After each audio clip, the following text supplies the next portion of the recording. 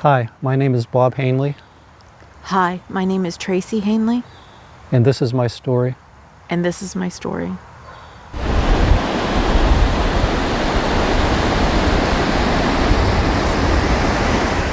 I was sitting on the beach and I heard my husband yell, "Help!" Heard help crystal clear. I got up, I ran to the shoreline, and I could see that he was in trouble. And I began yelling and screaming for somebody to please help him. We were vacationing at Duck, North Carolina, the last week of August of this year. And on Wednesday, August 26th, around 3 o'clock in the afternoon, we were at the beach, and I went into the water. And the tide was coming in, it was high tide. And I wasn't very far out into the water when waves began pounding me, and I started swallowing water. So I began swimming, and I kept getting hit by waves and taking on water. So at some point I yelled for my son Devin, and then I continued to swim and was continuing to be hit by waves and swallowing water. And then at some point I yelled help because I knew I was in trouble. I couldn't believe that this was happening. I couldn't believe that I was drowning. And I remember looking up at the surface of the water. I could see the sunlight, and but I wasn't afraid. I wasn't scared. I just was in disbelief that I couldn't believe that this was happening. And that's the last thing I remember until I came to in the hospital. Different people just started to run towards the water line, and there was chaos. People were running out of the water, yelling, screaming, and my daughter was coming down the beach, and she saw what was happening.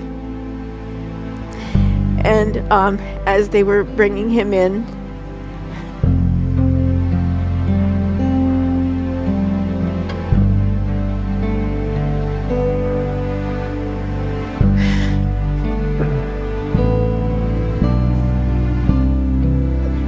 she kept screaming that her dad was dead, and I said, "He is not. He's fine."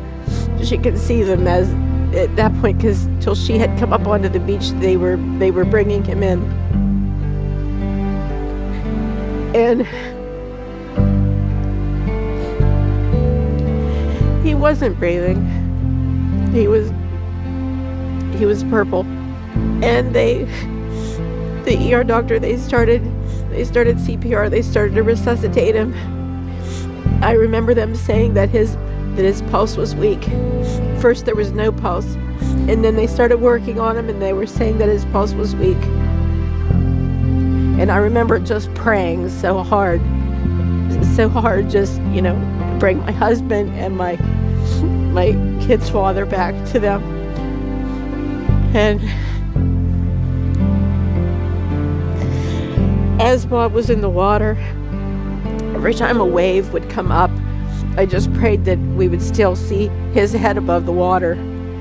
After they worked on Bob there on the beach, they got him right into the ambulance. And as soon as we got into the ambulance, the first call I made was to my mother.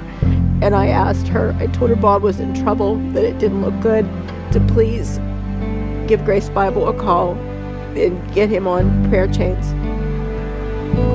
And then, I know it seemed like forever, but then the helicopter had arrived to airlift Bob to the hospital. And I remember the paramedic, I kept asking him, "Is he okay? Is he okay?" And the paramedic, all he could tell me was that he was the best drowning victim that he had seen in a long time. So that gave me, that gave us some hope. Plus, I never wanted to think that anything was wrong. I got to the hospital, and a chaplain met me, which I was concerned that might not be such a good sign, a chaplain meeting you. But the chaplain met me, and he was able to get us to where Bob was. we had to wait in a room till the doctor came out and spoke to me. And whenever he spoke to me, he didn't pull any punches. He wanted to let me know that when Bob arrived, by ambulance, that there was no brain activity. And he was explaining to me about how when the brain doesn't have oxygen for 3 to 5, 6 minutes, that it starts, there's brain damage that starts to occur. And he said that it's too early. We won't be able to tell anything like that. But he wanted me to know that that all his labs, they weren't even compatible with a person that would be alive.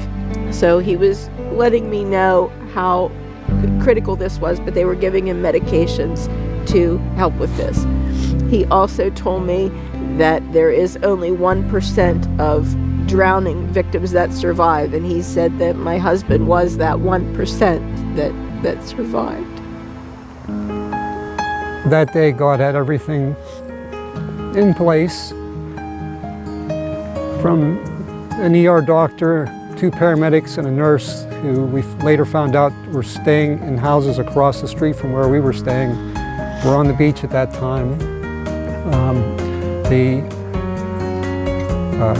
ambulance being able to get there in a timely manner, the police officer who normally would have been home, but because he answered a late call that day, was in position to stop traffic, to let the ambulance have a straight shot, a clear path to the rescue center, the helicopter being available to take me to Norfolk, the trauma doctor and his team being on station at the hospital at that time, the respiratory therapist that treated me, God had her there, just everything he had. From the time I went underwater and lost consciousness, he took over.